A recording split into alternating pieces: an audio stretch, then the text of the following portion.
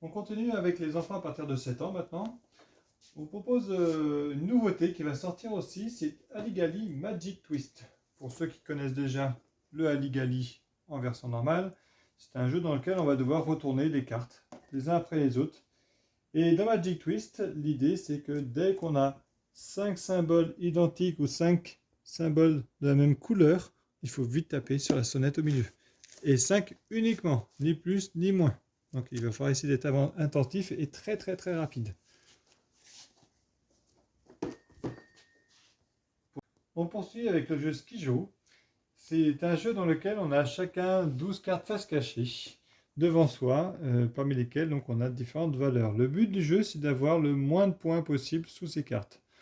Donc pour ça, on va avoir la possibilité de piocher de nouvelles cartes, et ces cartes elles vont nous permettre de remplacer certaines des cartes qu'on aura devant nous pour baisser les points au fur et à mesure de la partie.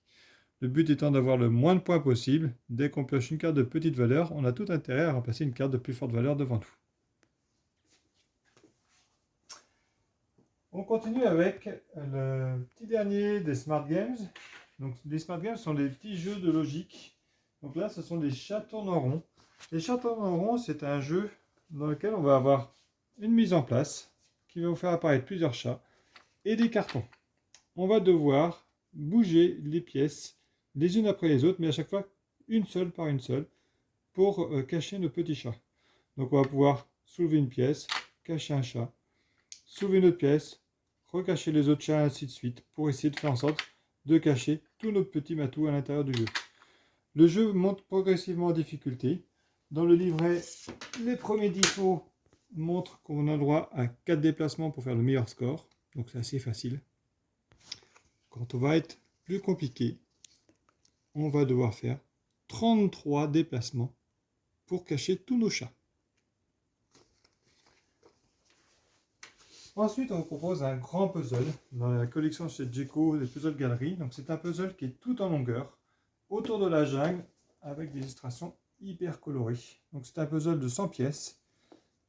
On va se retrouver avec un grand puzzle qui fait 97 cm de long sur 33 cm. Donc on va avoir une belle fresque devant soi. Et enfin, on propose un petit jeu rigolo chez Villac qui permet de jouer à l'aide de petits éléments en bois, c'est le tir aux quilles. On a 4 jeux en un à l'intérieur. On a la possibilité de faire des lancers de palets près des quilles, et il va falloir être le plus proche possible des quilles sans les toucher, sinon on perd la partie. On va avoir la possibilité de faire des lancers à l'aide des éléments pour faire tomber les éléments dessus, et plein d'autres petits jeux comme ça à l'intérieur.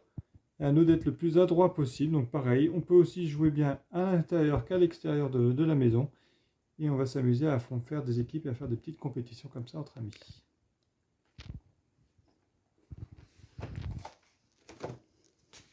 Ensuite, avec les petites lectures pour les enfants à partir de 7 ans, on vous propose une première collection, les petits Sherlock. C'est une collection très sympa de romans première lecture où en fait on va mener l'enquête en même temps que le héros du livre.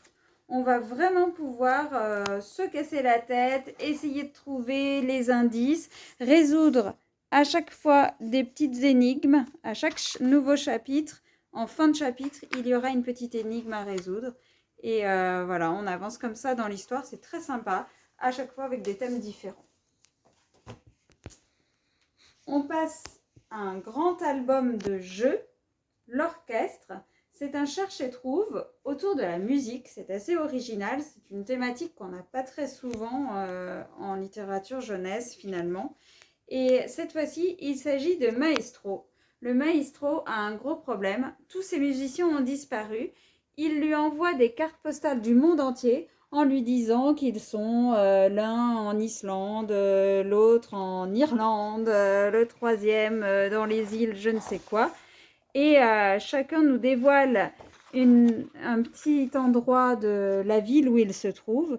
Et en même temps, c'est à nous de tenter de trouver le musicien en question, où il est caché, quel est son instrument de musique. On poursuit avec une autre petite série de romans première lecture, Mission Veto. J'aime beaucoup cette collection. Elle est très intéressante et bien réfléchie. En fait, le principe, c'est toujours de découvrir un animal. Alors ici, on a sélectionné le dauphin, le chamois et l'écureuil. Vous voyez qu'on est sur des animaux à la fois qu'on trouve régulièrement dans les albums ou les histoires pour les enfants, comme le dauphin, mais avec aussi des animaux plus originaux qu'on rencontre moins souvent, l'écureuil ou encore le chamois. L'intérêt aussi de cette collection, c'est que donc on va suivre les histoires de deux enfants qui tentent à chaque fois de sauver un animal. Les histoires sont toutes chapitrées et je vais essayer de vous trouver, voilà, en début de chapitre, on a un encart comme ça qui est en fait le résumé du chapitre précédent. Ça permet vraiment aux enfants de se poser dans la lecture, de la reprendre quand ils sont motivés, quand ils sont prêts à continuer, sans être obligés de recommencer toute la lecture qu'ils avaient faite les jours précédents. Ensuite, nous avons sélectionné Le Retour des loups. C'est un très beau documentaire, hyper graphique et original, où en fait, on va suivre la réinsertion des loups dans le parc de Yellowstone.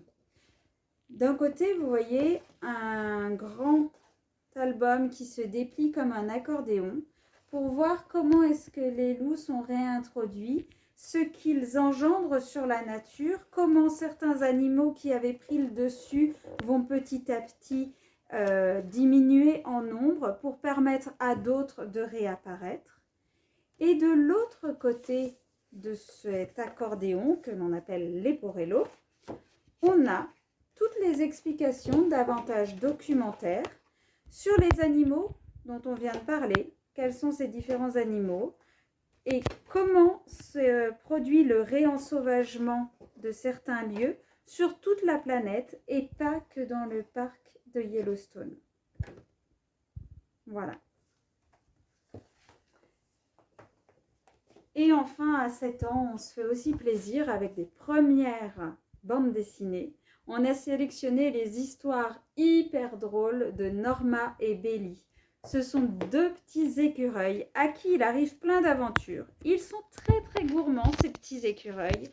Et vous allez voir que les histoires sont très sympas à lire, pleines d'humour, pas trop compliquées, une écriture assez aérée pour permettre aux débutants lecteurs de lire sans difficulté. Et on avance comme ça dans des histoires craquantes qui feront rire, je vous l'assure, toute la famille.